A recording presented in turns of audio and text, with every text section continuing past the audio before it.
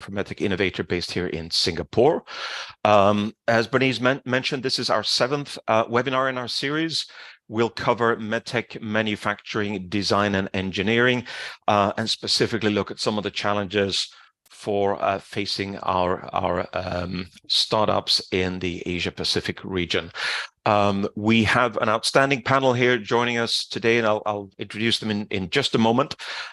Before I do that, a quick reminder, our webinars are being held every Thursday at this time, 10 to 11 a.m. Singapore time.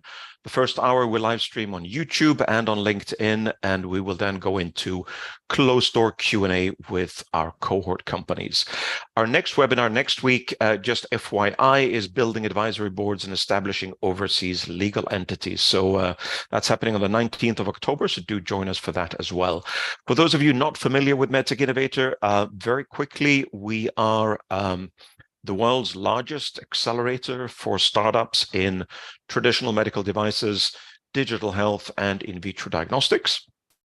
We have, the end of this calendar year, we'll have well over 600 companies globally that have gone through our accelerator program. And those companies have gone on to raise well over $7 billion US in follow-on funding. And do meet all of our 24 Asia Pacific cohort companies at the APAC MedTech Forum in December, where our grand finals will happen on the main stage. That's on the 5th and 6th. More details on our social media channels as well as on our website. So logistic-wise, for Q&A, do queue up your questions. You can either raise your hand when we get to the Q&A, or you can put your questions in the Q&A dialog box at the bottom of your screen. So with that, let me introduce you to our panel today. We are thrilled to have Jim Warren here from Jabil and Yanlin Lai from Cambridge Consultants. Jim is dialing in from the US, staying up late for us. Appreciate that, Jim. And Yanlin is dialing in from Japan today. So thank you both so much for joining us. I will ask you each to introduce yourself, tell us a bit about your company, and then we'll dive into the questions. And I'll begin with Yanlin. Welcome. Hey, good morning, everybody. My name is Yanlin. I'm head of MedTech in APAC for Cambridge Consultants.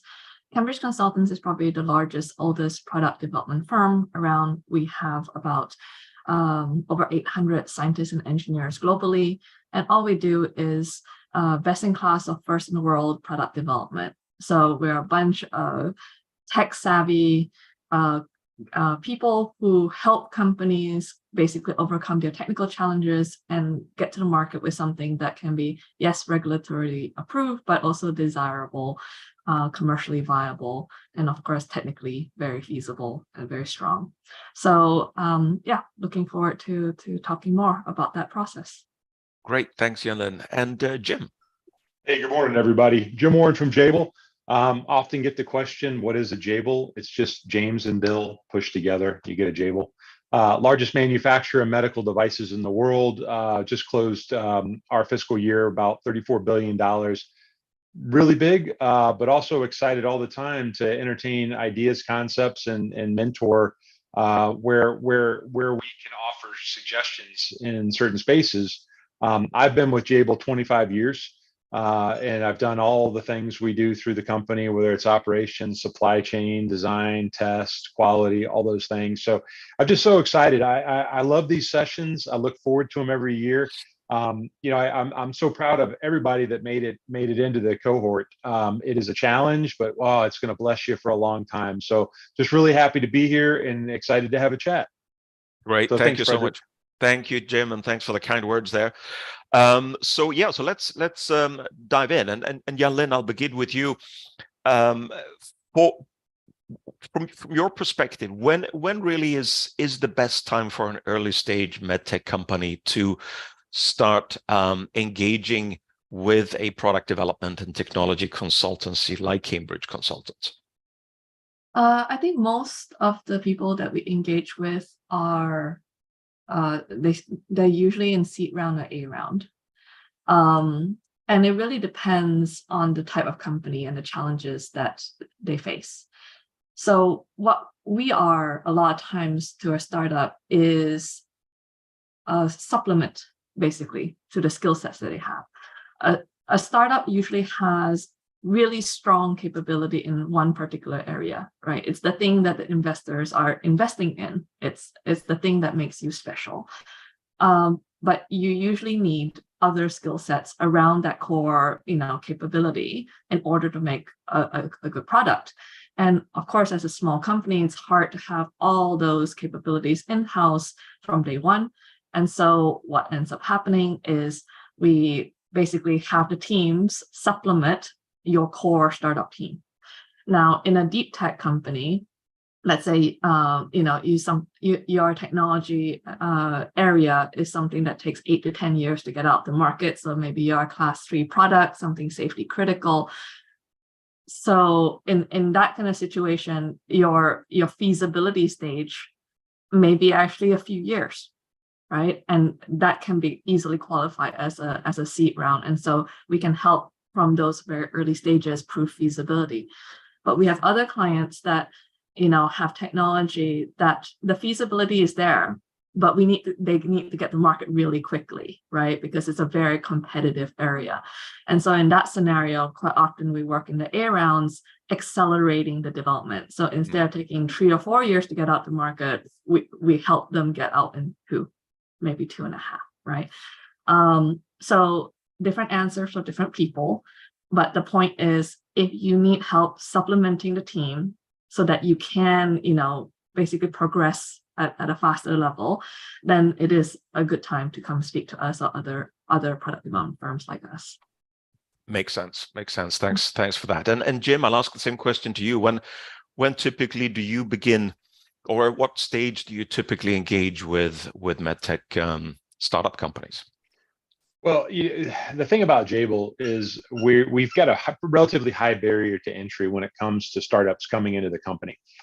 But one of the things that the reason we're involved with MedTech is we like to say, you don't know what you don't know. So we've seen thousands of customers over the years, and we've learned some lessons that we like to pass along. And whether that's been in the US program or in the APAC program in the last couple of years, we like to offer up suggestions of, what, we've seen this before. We suggest you try this differently. And that's worked wonders in a couple of different scenarios with customers that we've talked to from the MedTech team. So I think it's important. What I gather from what Yan-Lin's saying, it kind of echoes into my brain. Says, you don't know what you don't know. The more people you can connect with and ask questions of. There's a couple of folks that I mentor in the APAC group, and I've had great questions from them, and I've given them advice and suggestions, and we love doing that. That's what myself and Frankus really look forward to with the APAC engagement.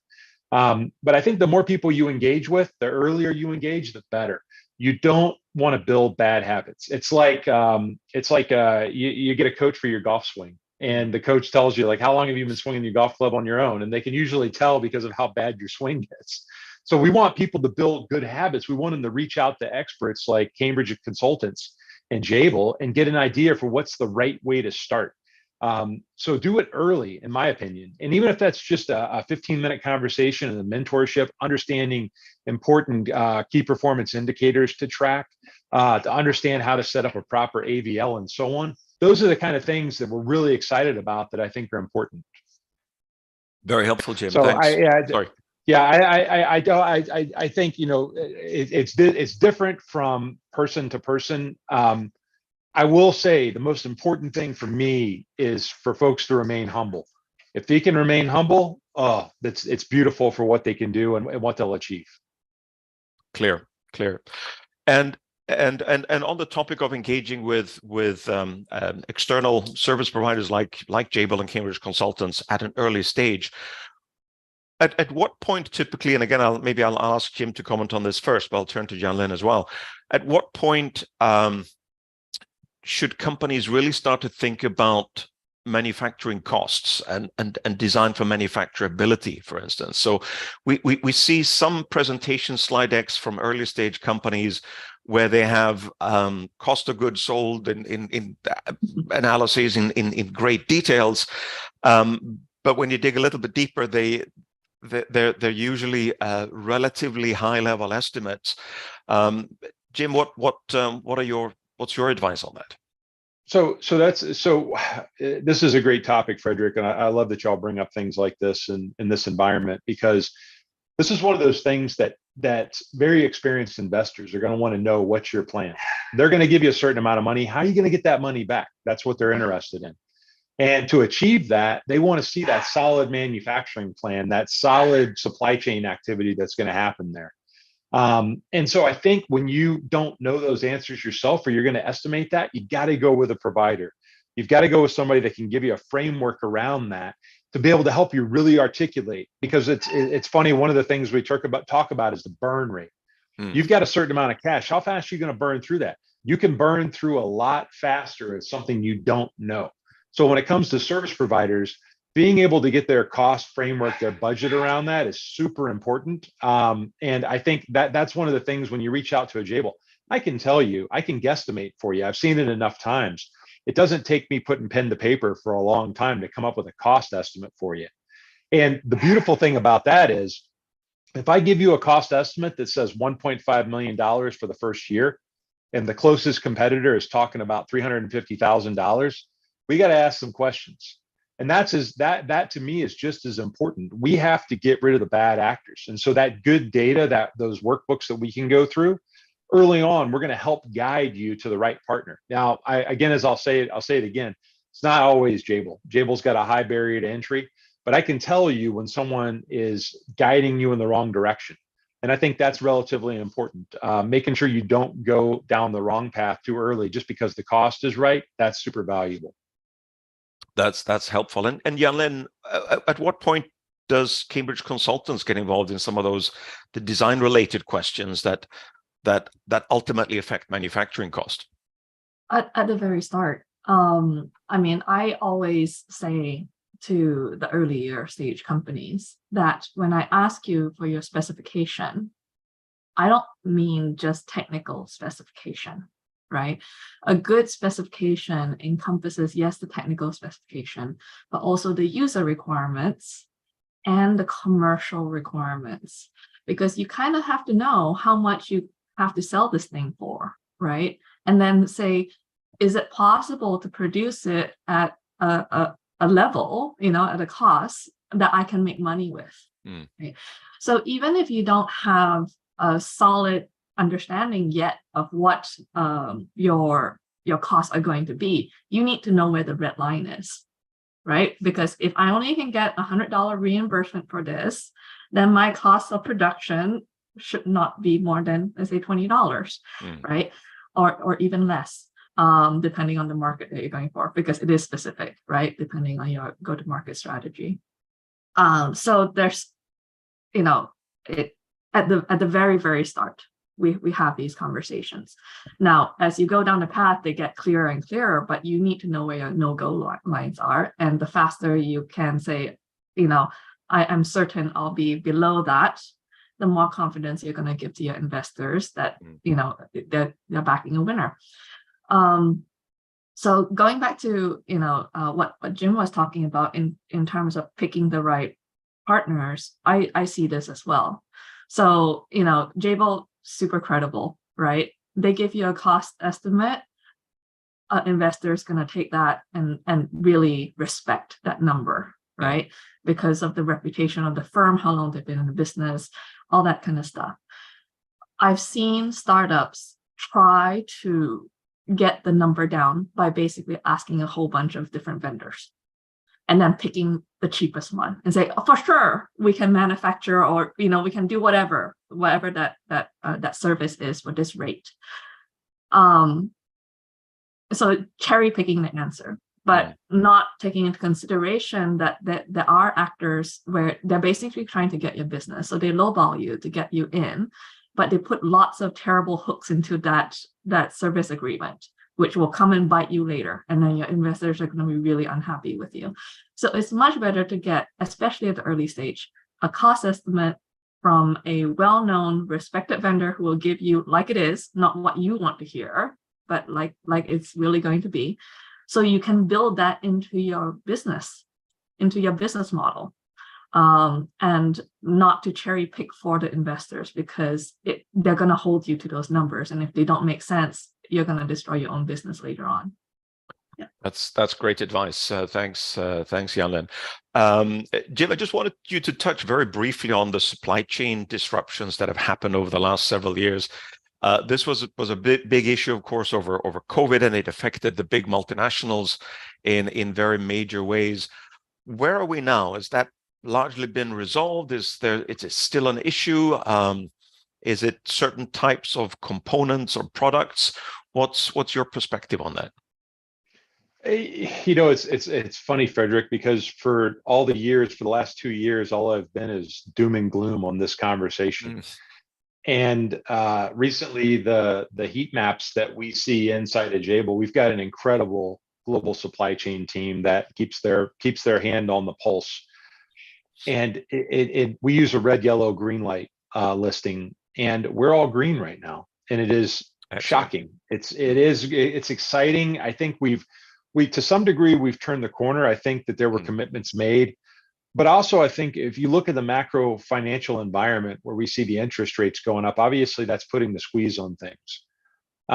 So those economic headwinds are causing a slowdown to some degree, which is allowing for demand to soften, which allows for supply to catch up. So I think if you're using that as a guidepost, that's essentially what's happening at the moment. A lot of what we talked about in the past was the pivot towards COVID. COVID hasn't gone away. I've had it twice in the last year, so it's still around. But I'll take it over the flu, to be honest with you. So doesn't seem to bother me. I don't think it's going anywhere anytime soon. But I think that huge jump that we made in the medical sector towards it has essentially gone away. But when we really consider the supply chain, healthcare is a part of it, but it's a relatively small part of it compared. If you compare it against, let's talk about the biggest growing market in electronic use is the EV market.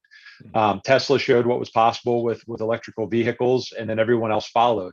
And if you've looked under the hood, you'll obviously see nothing because there is an engine, but there's a lot of electronics in those vehicles. And so it's been one of those supply chains that I'm impressed by what has happened over the last year or two, for it to keep up with all these auto manufacturers moving towards the electric vehicles while keeping up with all the demand and the different subsectors. But it is a green area right now where we're not seeing significant issues. And it's nice for a change, to be honest with you. It's nice not to have to talk to Arrow, Avnet, Xilinx, Texas Instruments on a regular basis. It's a blessing to have a break from that. Got it. That's helpful. Evaluating external service providers like yourselves, Yanlin, what should a startup think about when they how do they best evaluate and select a design and engineering partner? What should they think about as they start a conversation with a firm like yours? Right. So the first thing I would say is don't go with a service provider just because you know somebody there. Okay. There's a very, very large array of professional services firms, and everybody's good at something, but nobody's good at everything. And so just because you know somebody there is not the reason to go with it. You need to think critically about what's the skill sets that you're missing, and therefore you want to find a partner for, right? And make sure that matches up with what the strengths are of that firm. I know it sounds really silly. These are things that it should be really obvious, but you'd be surprised how people get, sort of bought into, oh, I know somebody there. Oh, my wife's, brother-in-law is there, or whatever have you. That happens a lot, but they don't have the right skill set. So that's one. So after you determine that they have the right skill set, check the scale. Right. So there are smaller firms who can perfectly do what you do, but they're small enough that they only can handle 1 or 2 large customers a year. So if they already are busy on something, if they're already working with another big company, they're not going to have time for you. And so, the level of service you can expect may slide down the line. So make sure they have the right skill set for you and they have time for you. Right. So that's two. Then look at terms and sort of the service terms, the TNAs, right? You want to make sure it matches what your business model is going to be. Okay. There are firms that will take an equity stake in exchange for lower upfront cost. There are companies who will take lower product development costs, but you have to manufacture with them, right? There are firms that, like ours, are just professional services fees, so you use as much as you like, basically. So there's different combinations of how you make a deal, and they all have implications on your downstream. How do you do your cap payables, right?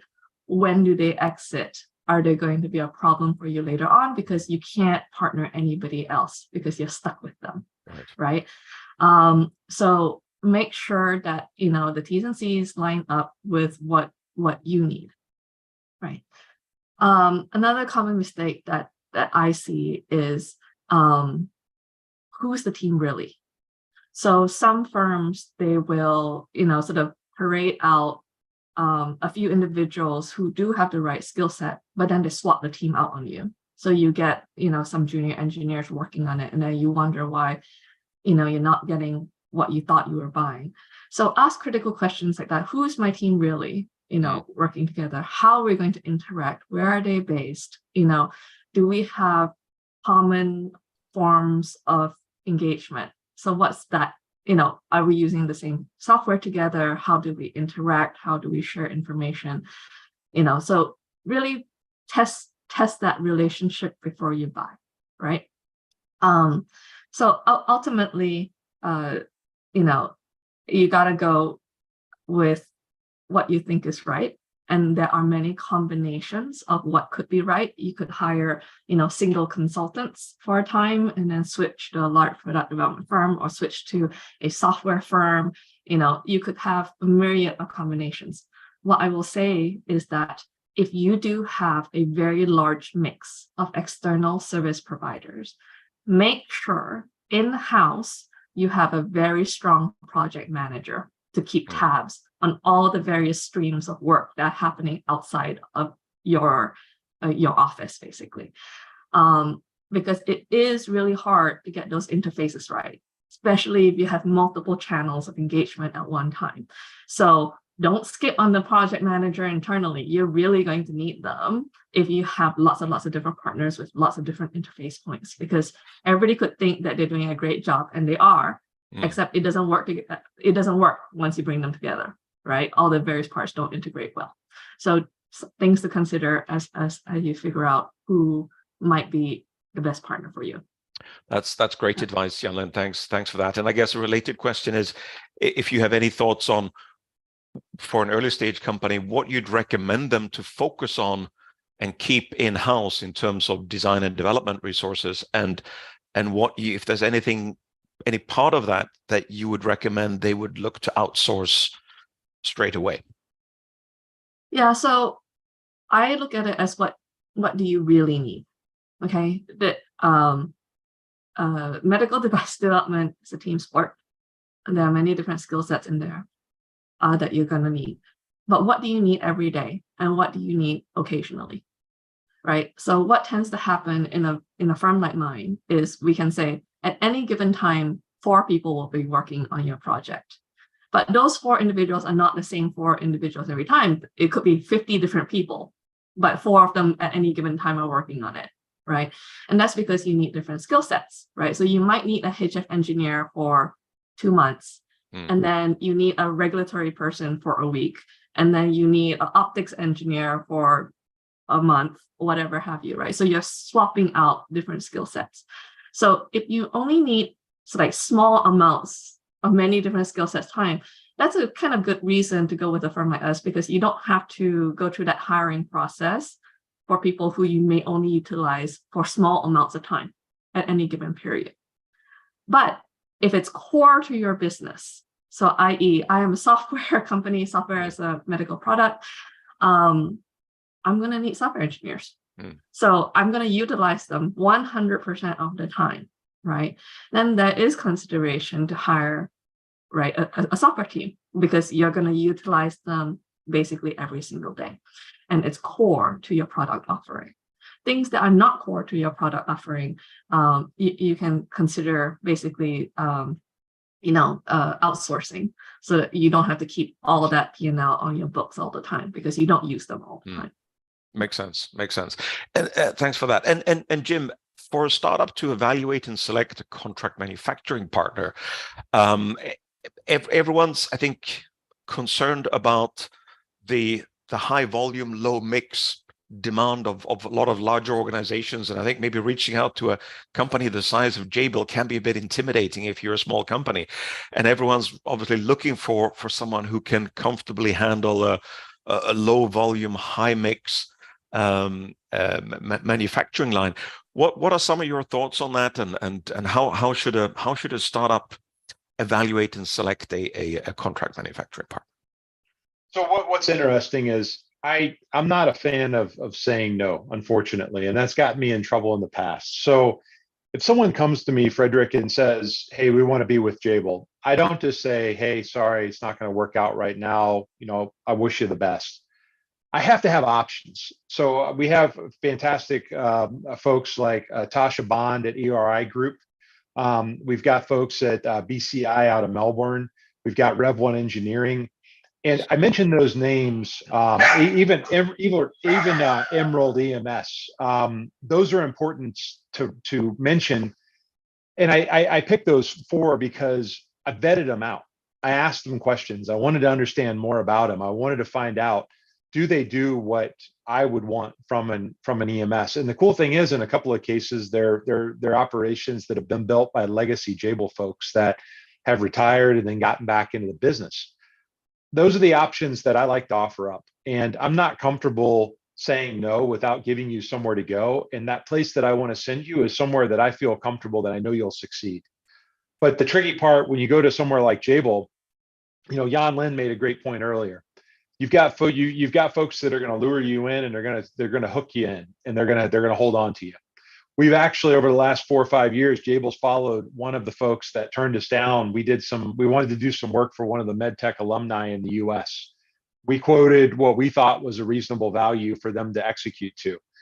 As I follow up with them year after year, they've eclipsed that value with their current provider. Unfortunately, they've gone beyond that spend. And it's really because, as Jan Lin puts it, they put their hooks into them and they just pulled them in, and they're just bleeding them dry for money. I don't want that to happen. So, Ted Wright and I, we went off and we established 4 or 5 providers that we feel are good options for you to go to. Folks that we feel comfortable, that'll handle the design history files, that'll handle the KPIs, they'll execute strongly to the manufacturing. And the reason we do that is, imagine one day that you get to the point where you outgrow that supplier. Now you have to come to Jabil. We've seen that so many times where folks are ready to come to Jabil, but they're not ready. Their documentation isn't strong enough. Their manufacturing practices are off. The supplier they're with has their hooks into them, as Jan Lin says. And you want to get them out of there, but you can't. And that's unfortunate. So we want to guide people in the right direction, give them an opportunity to be somewhere where they can grow, where they can flourish, and they can do it on the budget that works for them and their investors. Then it's time to come to Jabil. They're ready. The document package is ready. The transfer is easy. One of the biggest values I think you can get for your money as a startup is a good program manager. A good program manager that's certified. They herd cats all day long. They do a fantastic job of keeping you on track. That's the person you want to have in place at the start, that brings you through scale, that brings you through whether it's acquisition or when you're going to do things yourself long term. That to me is an invaluable resource. That, for the lack of technical side, we often get tied up in the technical side on the medical in the medical discussions. Program management, wildly key to being successful. So I think if you've got a good program manager and you have a good place where that you can start up and thrive, and you've got a good idea and strong investors behind you, I think you'll be successful. Great advice. And I think that's the same role or the same function that Jan Lin was referring to as the project manager. Absolutely. Yeah. Don't skip on your project manager. That's a key role. Don't skip. Great, And great don't advice. you don't hire an inexperienced one, but go for a good one. Yeah. A question we get sometimes for smaller companies that have not really begun the process of outsourcing is how do you typically handle their intellectual property? And I know the answer to this, but I thought it'd be good to have you speak to it very briefly. Ultimately, who owns the IP? Who? If I start with Jim, when you work with a client, how do you normally treat intellectual property? And then I'll ask Jan Lin how you normally deal with it at Cambridge Consultants, and in particular, if there's new product development work that you come up with at Cambridge Consultants, who owns that IP? So maybe Jim, I'll start with you on that. Yeah, so IP is owned by the customer. That's been in the Jabil books for a long time. The only time that we will consider IP our own is if we create a manufacturing practice that we feel we can leverage and use over other customers. That's one that we're more comfortable holding on to because we don't want it to be stuck with one customer. We want to be able to leverage that against our book of customers. But technical IP, the customer pays for us to work with them, the development, they own that. Clear. And Jan Lin? Same, customer owns IP. Very straightforward. You pay us for the work, you own the IP. I will say though that occasionally we do have our own background IP. So we work in some areas in a very deep way, and we have smart engineers, and so IP does arise occasionally. But what happens in those situations is we'll alert you to the fact that we have IP in your area, and it's up to you whether you want to use it or not.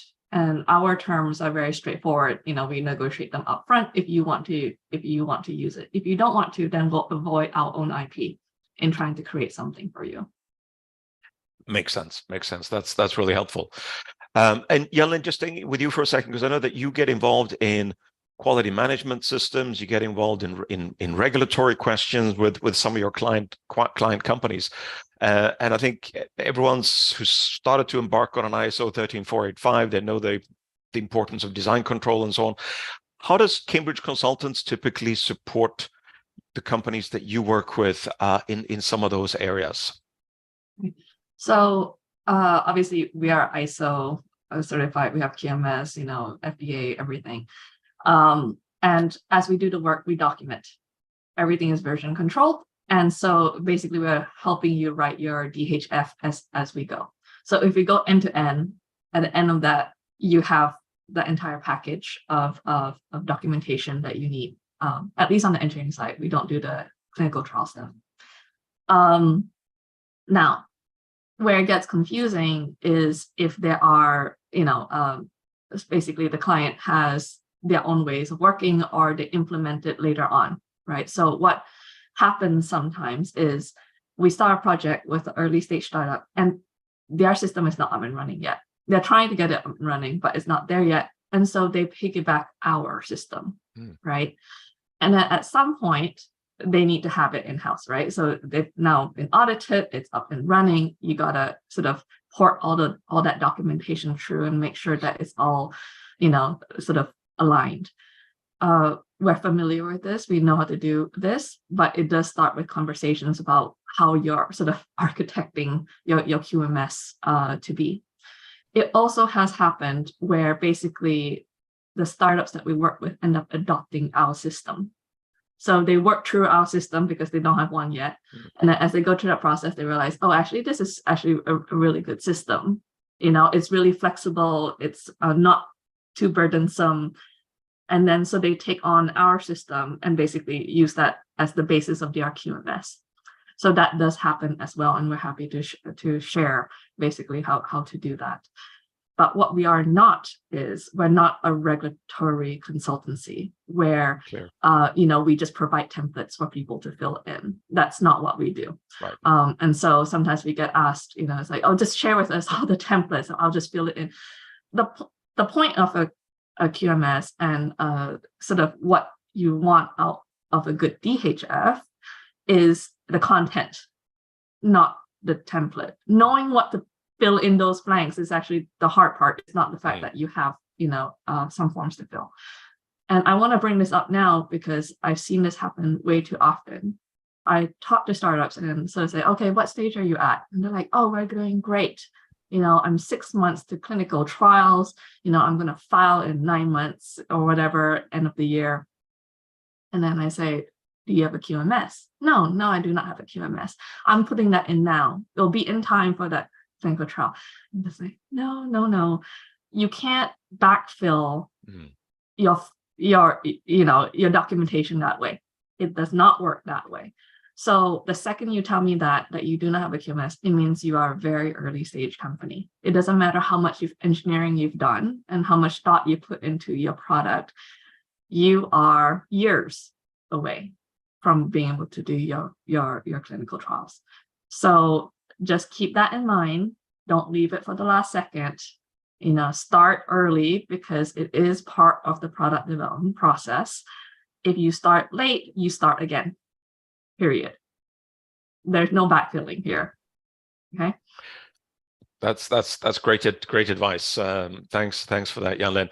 Quick reminder to our cohort companies here on the call. Please queue up your questions in the using the Q&A function, or just raise your hand and we'll get to them a little bit later on. Now, I think as both of you are aware, we survey our cohort companies at the beginning of the accelerator program. We ask them for specific questions that relate to various topics, and a question that came up related to today's topic, and I'll turn to Jim maybe first on this. One of our cohort companies said, we have a very solid R&D, manufacturing and quality team. They've delivered great results so far, but we will be entering into uncharted territory when we scale up the entire team post a Series B. So I guess the question here is for Jabil and for Jim. What are some of the challenges that a startup faces as they ramp up production? Up immediately after a major fundraise, the expectation, of course, is there from investors, and how does Jabil support that transition from essentially doing small runs, prototypes to larger scale production? Scale is scary. I mean, short and sweet. It's one of those things, if you're not ready for it and you haven't thought about and designed in scale into your device, it's going to be tough. I often tell people, you look at a Ferrari and, I think there's 8,000 Ferraris that are produced a year. What if next year they were like, hey, let's triple the Ferrari production? You don't just flip a switch and make 3 times as many. Those are artisans involved. And the reason there are is because it's a handmade product. It's like a Fabergé egg. People just don't walk on the assembly line and start hammering out more. Your device has to go through a design for assembly, a design for manufacturing, a design for automation, design for test. Those are the aspects that have to happen early on. And just like Yan-Lin described around the QMS, that's something super necessary that has to be documented and considered very early on. And also, you have to have stress tested your supply chain. You may have that component that's got a 20-week lead time. That's a great component that's done well for you in your first 100 units. But now you're going to go to 1,000 and you've got to get that, and it's going to have to be tighter in 24 weeks. There's a lot of stress testing that you have to do early on for your device, for your manufacturer, your partner, and your supply chain. And those are, when I say stress testing, it sounds relatively simple. Well, for me, it is. When I have a customer that comes to me and tells me they're going to grow 3x in the next 2 years, I go off and run their forecast against my supply base. I go off and run it against my manufacturing footprint. I look at the time cycles associated to how long it's going to take to manufacture. And I ask myself, what components of that process are going to require automation? Is the test going to be able to keep up? Where are the gates? And can we move those gates? Can we multiply those gates? Are we going to get a number of adequate people that can be able to support that from a technology perspective? Those are the things that you have to think about. I really do believe that early on, if you're thinking about that and you're showing that heat map to your investors, you're going to bring them in because they're going to realize you have a solid plan. But these aren't things that you can't just flip a switch and go from 100 to 1,000. A lot of people assume you can. It doesn't work that way, unfortunately. We've seen that is the I hate to say it, but to go from one side to the other, in between is what we call the death valley of scale, where I've got 100 units, I'm moving to 1,000. Well, you're not going to make it. You're going to burn through too much cash in that time. So really understand that design for automation, design for assembly, design for manufacturing, and design for test very early. And certainly make sure you've stress tested your supply chain. Very, very good advice. Very good advice. Thanks for that. Another question we had from our cohort related to user experience and user interface design, and I'll ask Jan-Lin about this. What should a MedTech or a health tech digital health startup consider when they think about UX, UI design? What's the difference between the two, first of all, and is there a way that a startup can obtain early feedback on that in a cost efficient way? Yeah, so we are the terms UI, UX, depending on which circles you're in, sometimes get used interchangeably. UI comes, like that term comes from more digital side, and it's user interface, right? So it's the screen that you interact with, and that's what I think most people associate with UI. Whereas UX is user experience, which is more than just the screen. It's the overall experience. So there's a desirability component of that and a usability component of that. Now, we could argue about the terms all day, but I rather talk about what you're hoping to accomplish, right? You are hoping to accomplish something that is easy to use by your end user and is put together in such a way that makes it desirable for the end user, right? So there's a whole field, human factors engineering, that is a requirement in a medical device context, which includes a lot of the good components of good UX design, good UI design that you're going to have to live to as part of a medical device development process. So know your standards, meet those lines in the ground, basically, and don't worry too much about what the terminology UI or UX means, because it does change from individual to individual a little bit. Okay, so how do you figure this out? In the early days, you can do basically the equivalent of focus groups to figure this out, right? As part of the human factors process, there are a bunch of steps that you have to do at the start of any product development cycle that include things like, well, having a user a HF plan, right?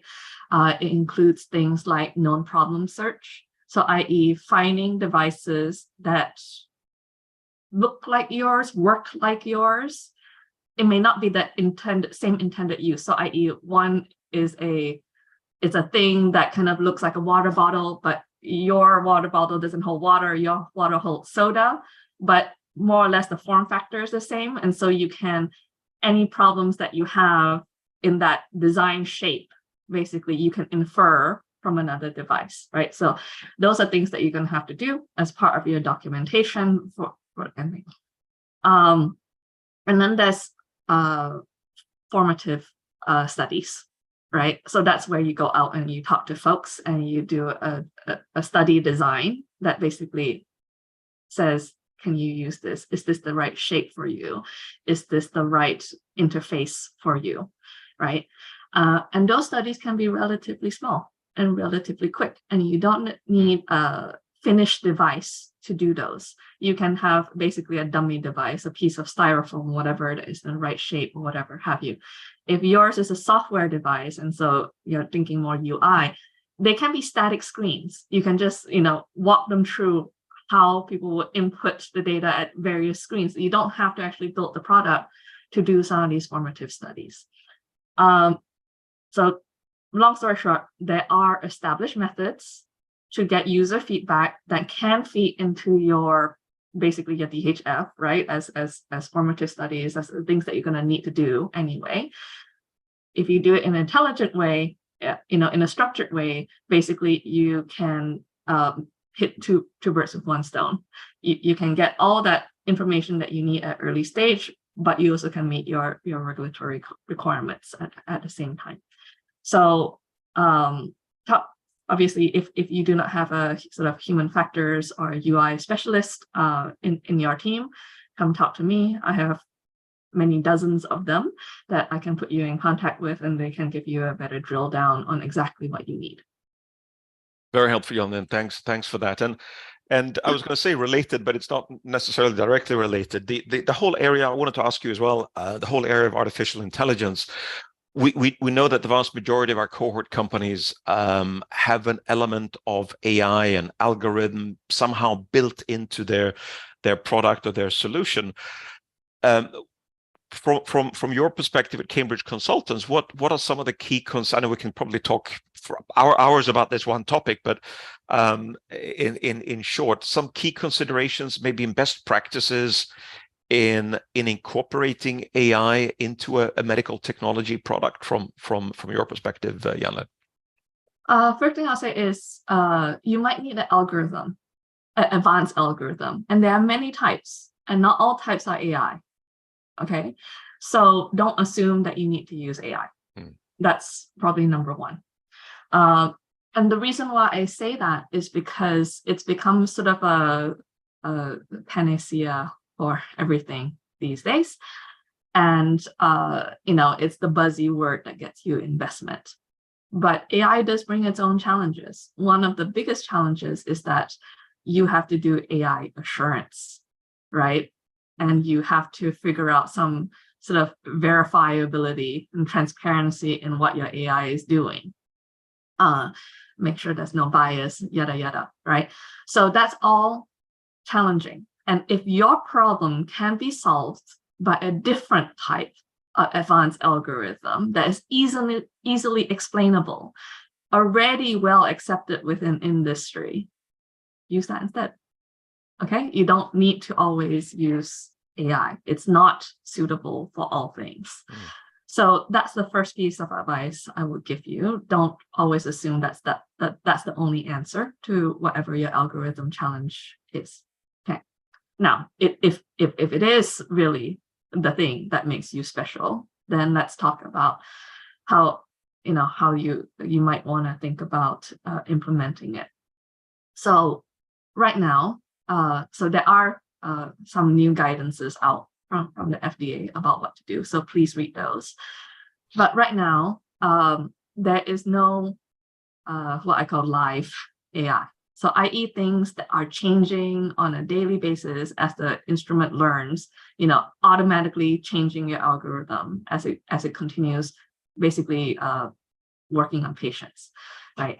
Right now, basically, you do you have learning data, you teach your AI what to do, you freeze it, right? You then test it on a separate data cohort, right? To make sure that you get the numbers, sensitivity, specificity that you need. And then basically you go to the regulators and say, this frozen algorithm gives me this kind of output, right? It's better than anything else out there. Please give me a okay to sell. So there's not a live system, which is constantly updating right now.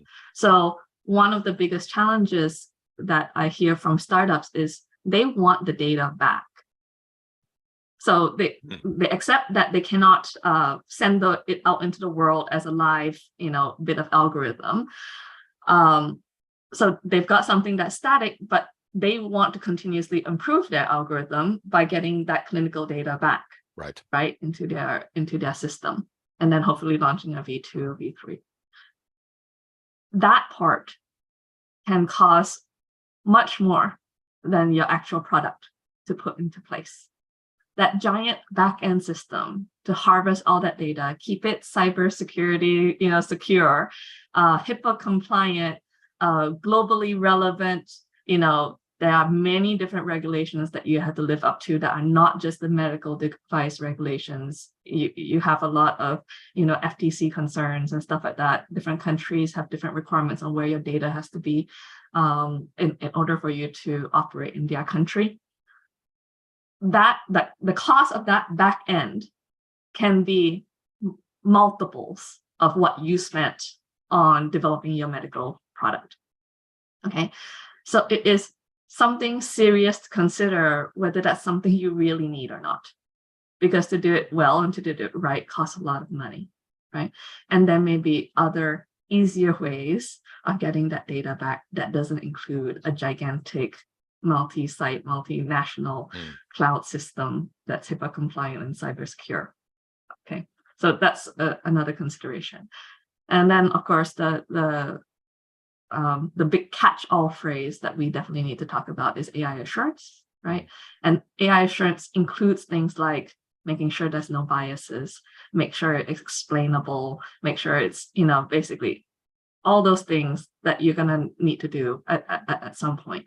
So if you're solving a relatively small problem with your AI, the cost of ensuring AI assurance is going to be many multiples higher in cost, right? The amount of activity you have to do on a regular basis to make sure that that's correct may be many times higher than actually the cost to deliver that bit of algorithm. Okay, so again, there are problems that can only be solved with AI, and that's why you deliver it in that way. But if there are other things that can be delivered in other ways, you may not want to use that, because it's almost like your QC process, right? Your QC process costs more than the product itself and then it becomes a problem in your service model. So just a few things to consider.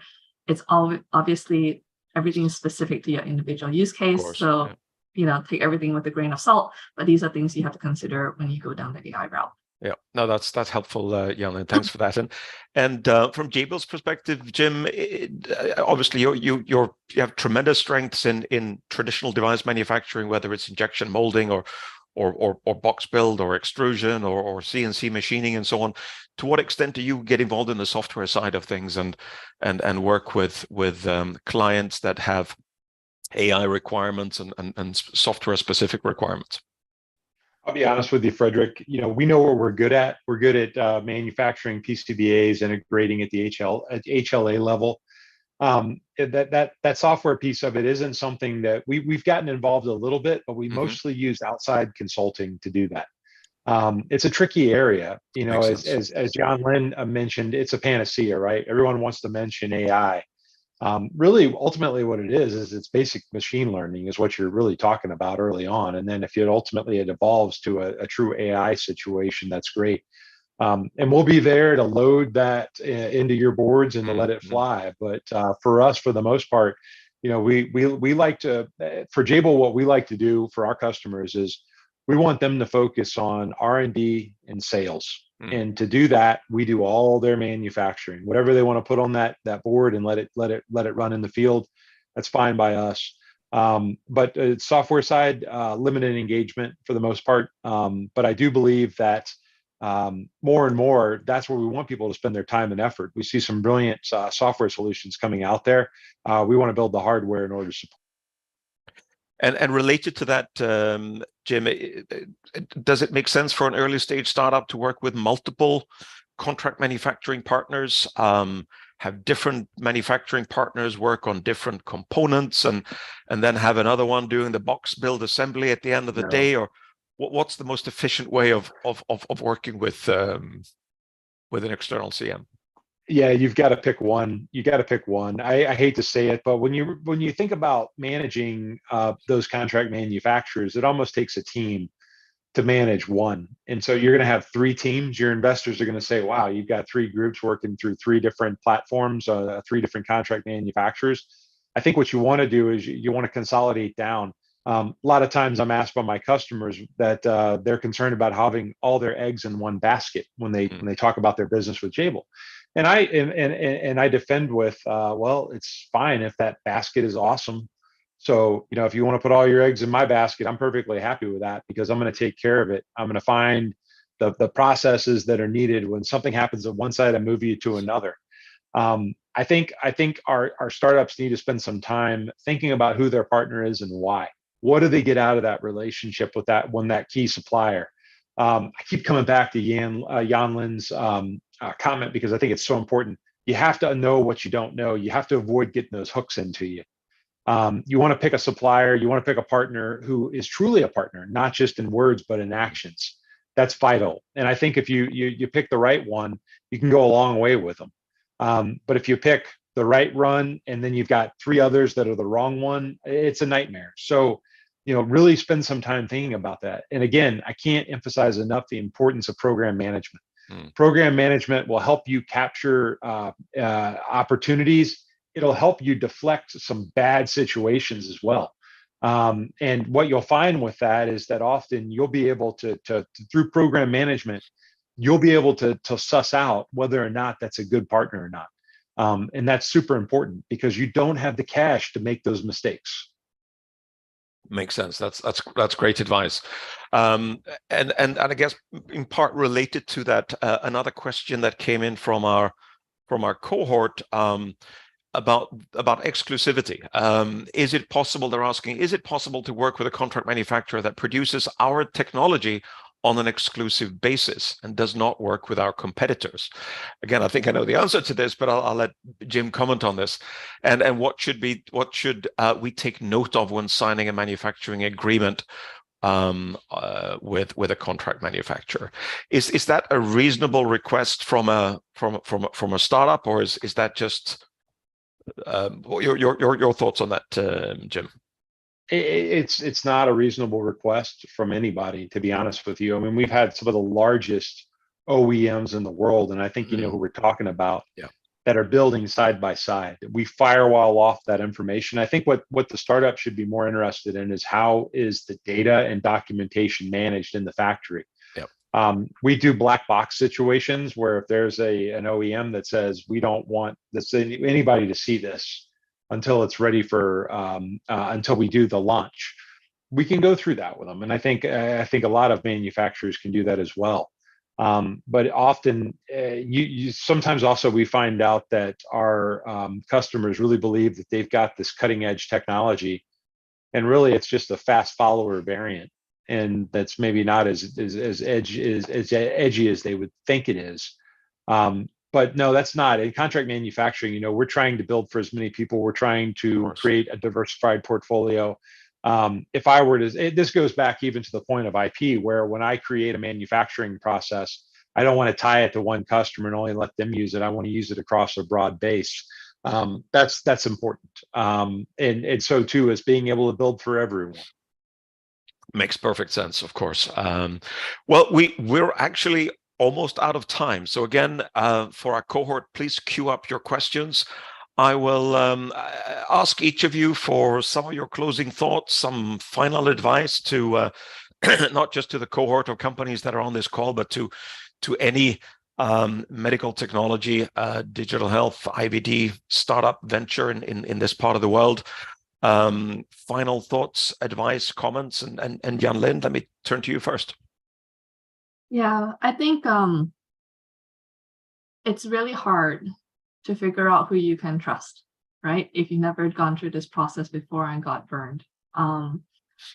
So the best you can do is look at people's reputation in industry. And people are quite happy to share, honestly, if you ask, the industry veterans, what do you think about that firm? What do you think about that firm? So it's a way to get the info before you get burned, right? And there's a lot of pitfalls, but most of them, like the big ones, for somebody in the industry, they're happy to share with you what went wrong, because it's not the thing that is directly related to their IP, for example. It's the stuff like, a good project manager, don't sign cap tables that are too crazy, too difficult a structure. Don't sign up with a contract manufacturer who has all these pullback clauses when you try to switch to a different manufacturer. It's stuff that they're very open and willing to share. So communicate with your mentors, communicate with other people in the industry, figure out the reputation of individuals and companies that you want to work with. I know from my standpoint, I've had customers tell me, I didn't know this. They told me, it was like, do you know that Cambridge Consultants is known as the I told you so company? Like, what do you mean? I don't want to be known as that. And they're like, yeah, you guys tell people what it's gonna be like. They don't like the answer because they think it'll be easy. And then they go and try stuff and then realize, oh, okay, I told you so, basically. Right. And so unfortunately, that's now, a part of our reputation in the company, but out in the world. But I think, that's the thing that sometimes you don't, startups don't have enough bandwidth to check everybody. Mm. And then they jump into these relationships that then they get stuck with on a multi-year basis. And I would say if you were a CEO or CTO and you only had, 5 hours a day to do one task, don't go tinker in lab. Don't go micromanage your PM. Instead, if you're gonna go do some partnerships, go figure out, the good stories and the bad stories of that company. Go talk to people in the industry to have interacted with them before. That's a much better use of your time as a CEO or CTO than it is to go nitpick your PM or your, whatever your team is doing. It's more comfortable to pick at your team than to go engage with the outer world. But frankly, you need to engage more with the outer world than you do with your team. So that's my final bit of advice to the cohort. It's like, come talk to us, come talk to other people, outside in industry and figure out, what's the best combination of partners for you. Great advice, Yan-Lin. Thanks for that. And Jim, final thoughts, final advice from you. No, you speaking to the startups, you got into this industry. You're all smart people. You could have done something easy. You could have cashed a check, but you entered into an environment that's a challenge. That's impressive, and I'm proud of you for that. I think that's an exciting opportunity that you've created for yourself. Now, the question is, what are you going to do with that? How are you going to make the most of it? We've talked a lot today about you don't know what you don't know. You got to reach out. You got to be humble. Yeah, some of you think you're so smart, you don't need to ask questions. I can promise you, you got to ask a lot of questions. What I love about these MedTech events is I'm definitely by far not the smartest person in the room when it comes to MedTech. You guys use words that I got to go look up afterwards. But the fact of the matter is, you're here because you want to make the lives better for people, for your ultimate customers. That's huge. That's altruism at work, and I'm proud of you for that. But I'm also going to be honest with you. You got to be careful. You're going to get involved with a lot of people who are going to want to take advantage of you, and you want to find out ahead of time how to avoid that. And you've got partners, you've got relationships. Stay humble and be able to reach out to those folks, and you're going to do wonders. So I'm really excited for you, and I applaud you for getting into an industry that's a challenge. But I will say, look around you and look at all the help that you have. Just be humble and be willing to ask for help. But thanks, Frederick. Terrific advice, Jim. Thank you both so much for joining us on the panel this morning. Don't hang up, stay on. We'll go into Q&A in just a moment. But I will thank our YouTube viewers. At this point, we'll disconnect our live stream and we'll ask our cohort